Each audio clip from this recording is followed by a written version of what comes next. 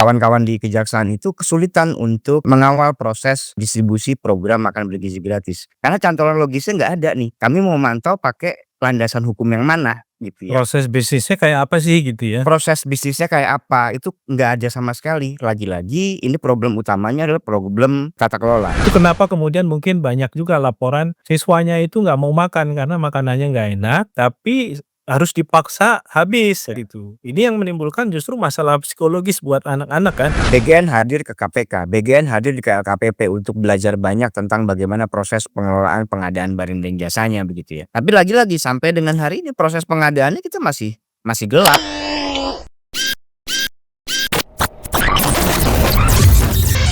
Halo sahabat integritas, jumpa lagi di kanal Satu Visi Utama program Buka Kartu. Anggaran MBG sudah mencapai 710 miliar per 12 Maret 2025. Artinya ini adalah anggaran yang sudah digunakan.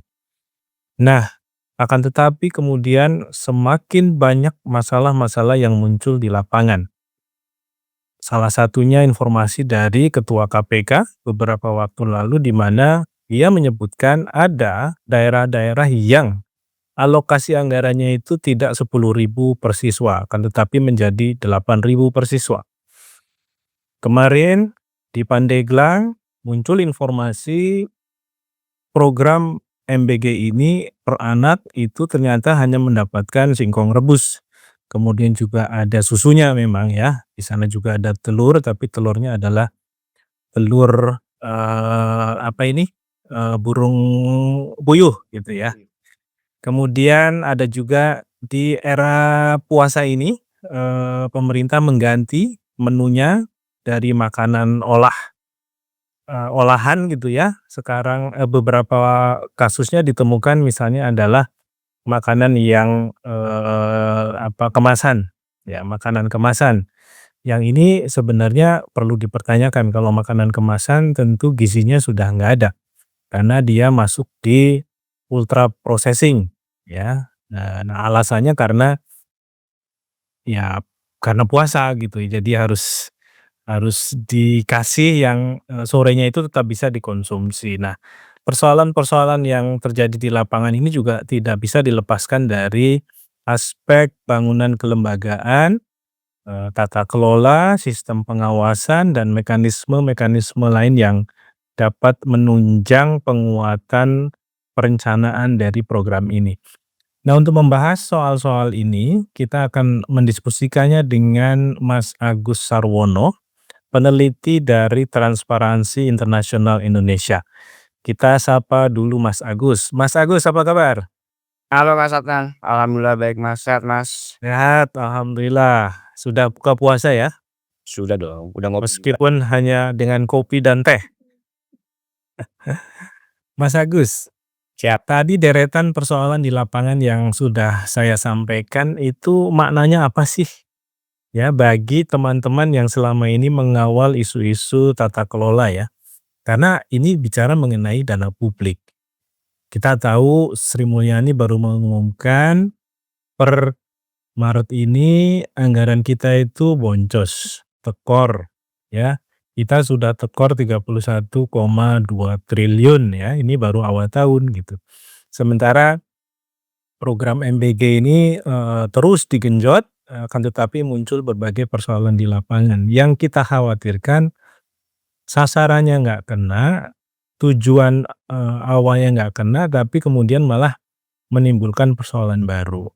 Artinya ini harus terus dikawal, ini harus terus dikritisi. Nah, ini gimana Mas Agus melihat fenomena-fenomena terbaru ini?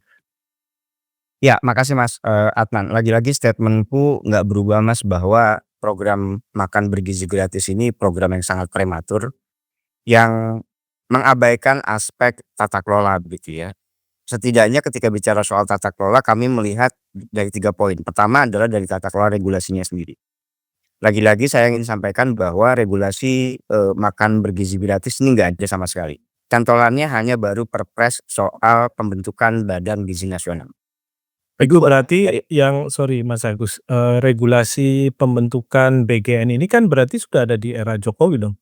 Betul betul, Mas. Jadi di era Prabowo regulasi barunya belum ada sama sekali, Bang? Belum ada sama sekali dan Oke. ini muncul di dalam, RPJMN. Jadi target 2025 ada penguatan regulasi di makan bergizi gratis gitu ya. Nah ini menarik sebetulnya.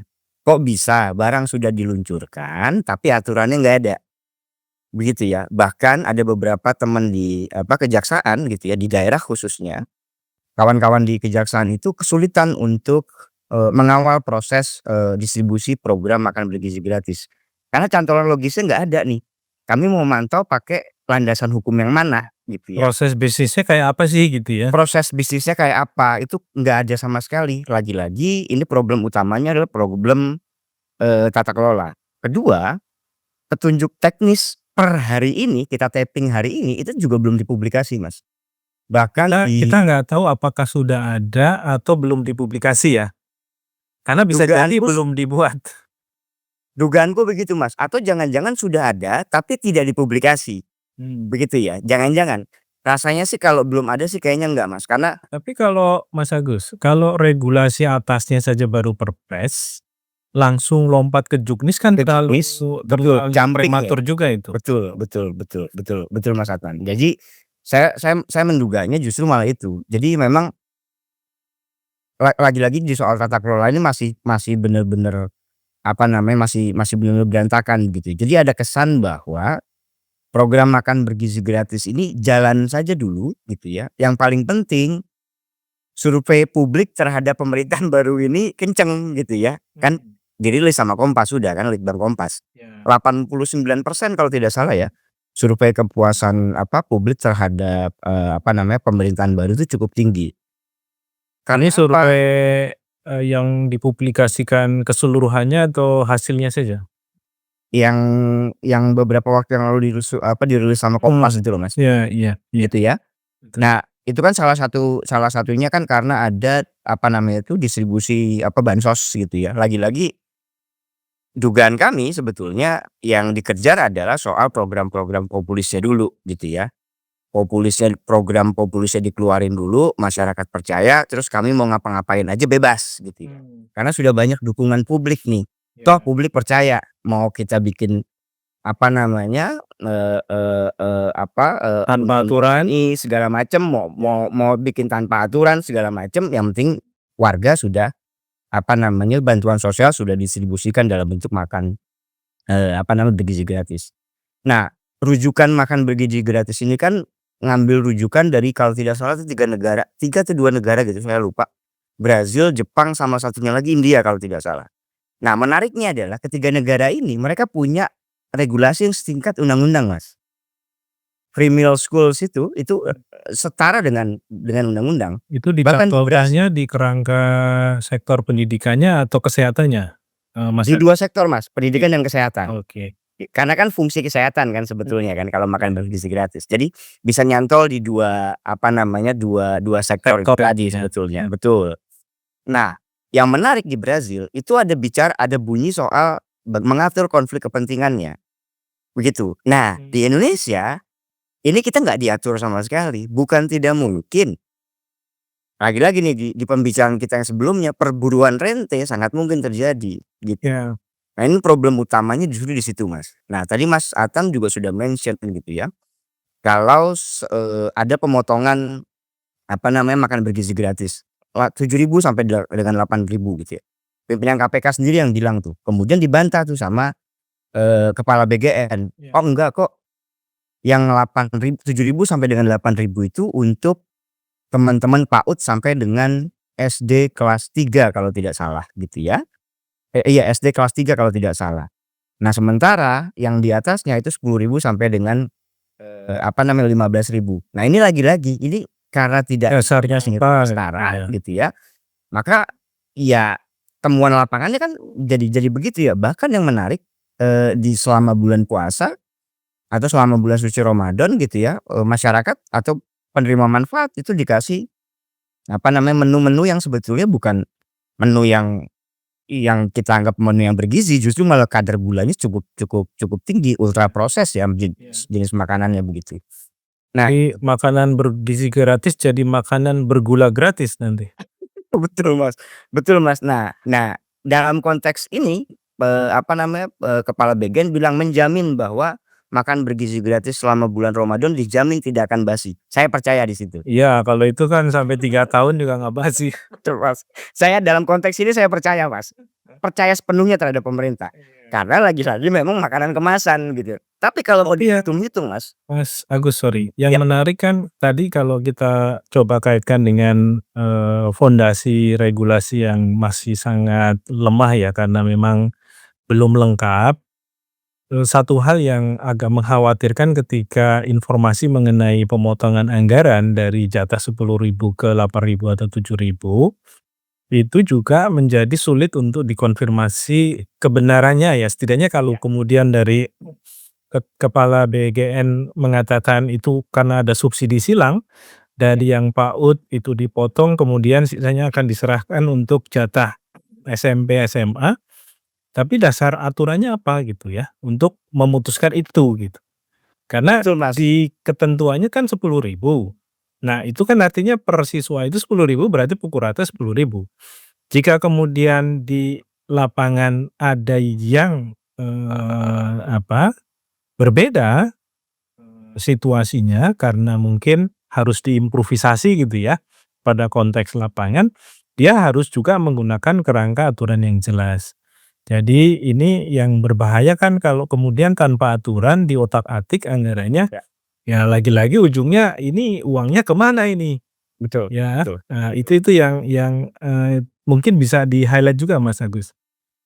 Iya, Mas, di di beberapa rekaman YouTube yang saya dapat begitu ya, itu dari angka, 10.000 itu masih digunakan lagi, Mas.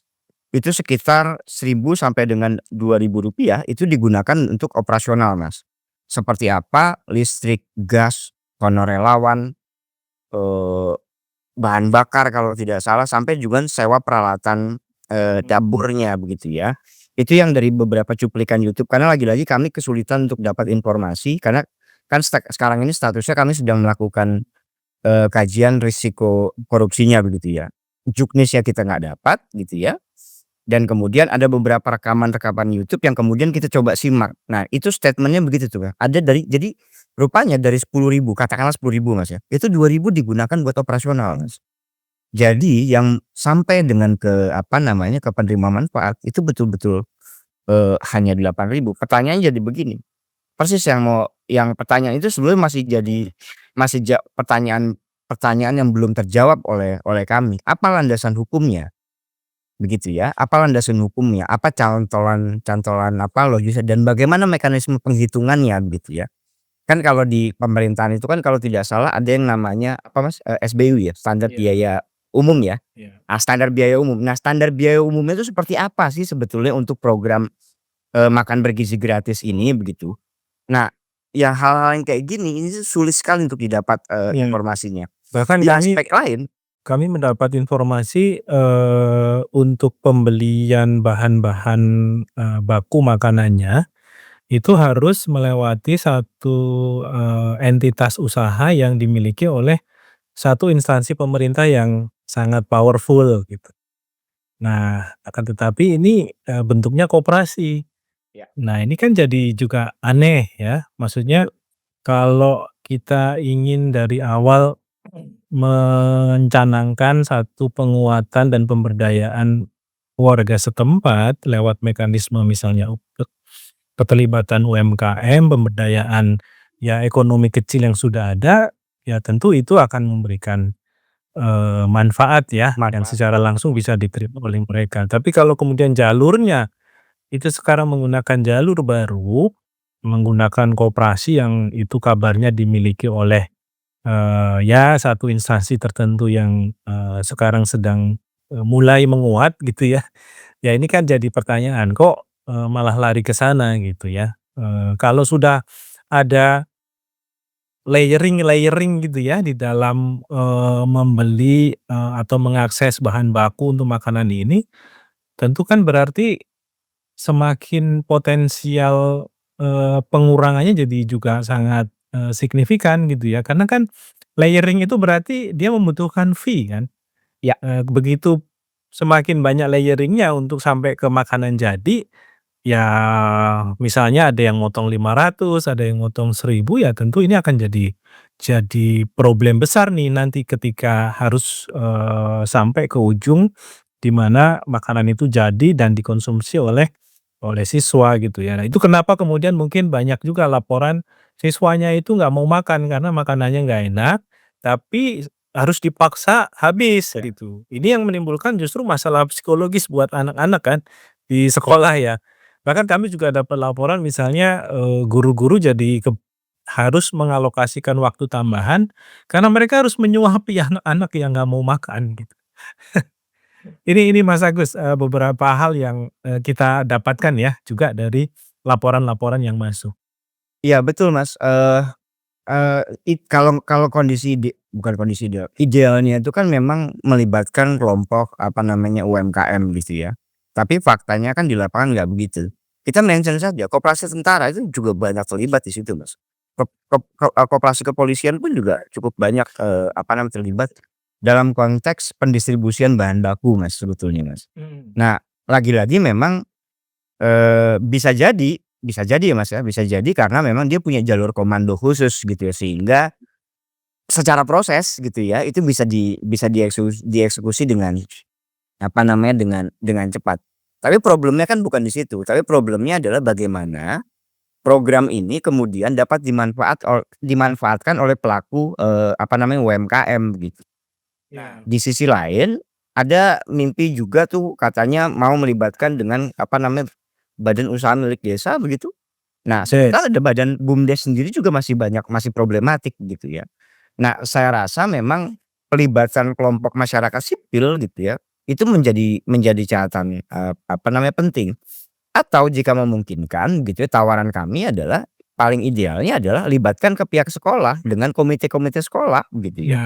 Distribusi bahan baku di sana, orang tua murid yang cukup tahu menu makanannya apa, anak-anaknya gitu ya. Jadi mereka yang mengolah, apa namanya, bahan baku yang kemudian didistribusikan di tingkat, apa namanya, di tingkat sekolah dan ini yang berlaku di India kalau tidak salah, Oh ya bisa saja programnya seperti BOS itu ya Mas Agus ya, artinya, cuma di-deploy uangnya, nanti sekolah yang mengolah untuk menjadi, produk makanan yang siap saji gitu ya, yang diberikan kepada para siswa. Nah itu artinya sekolah juga bisa bekerja sama dengan catering setempat, dengan masyarakat setempat, sehingga nggak butuh jalur distribusi yang panjang.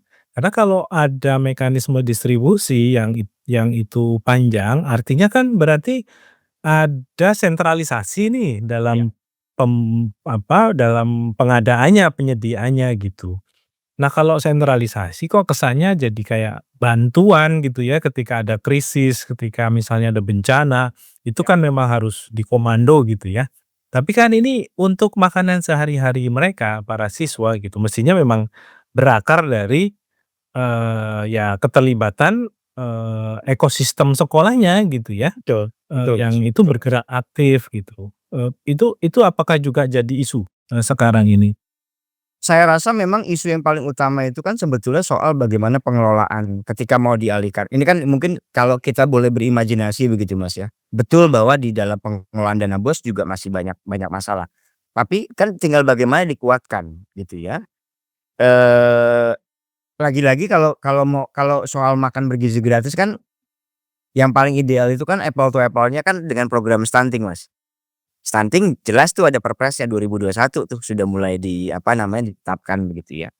Ada masalah? Iya ada masalah, yang tinggal dikuatkan. Kan, pilihannya cuma 2 nih sebetulnya, mau embed di program stunting atau embed dengan yang di, apa namanya, di, dana BOS gitu ya. Tinggal ditambahkan, tinggal di-insert di situ begitu.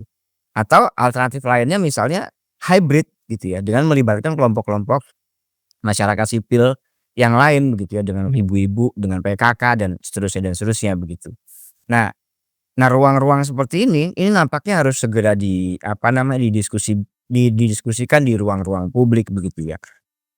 Saya belum banyak dapat dapat informasi bagaimana proses pengawasannya, baik dari internal maupun dari eksternal begitu ya. Memang beberapa kali kalau kita lihat dari pemberitaan begitu ya, BGN hadir ke KPK, BGN hadir ke LKPP untuk belajar banyak tentang bagaimana proses pengelolaan pengadaan barang dan jasanya begitu ya.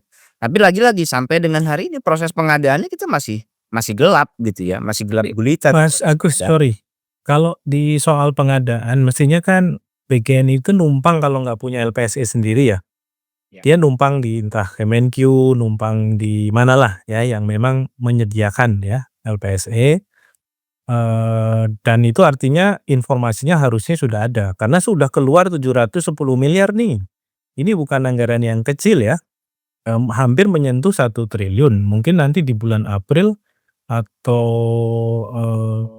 Mei sudah sampai 1 triliun ya, apalagi targetnya kan di 2025 itu 171 triliun alokasi Ya. anggarannya gitu. Nah kalau, dari sisi itu apakah mereka sudah memiliki informasi yang dibuka kepada publik? Kalau kita tracking di basis, rencana umum pengadaan Mas, mereka sudah punya Mas, ada KL Badan Gizi Nasional.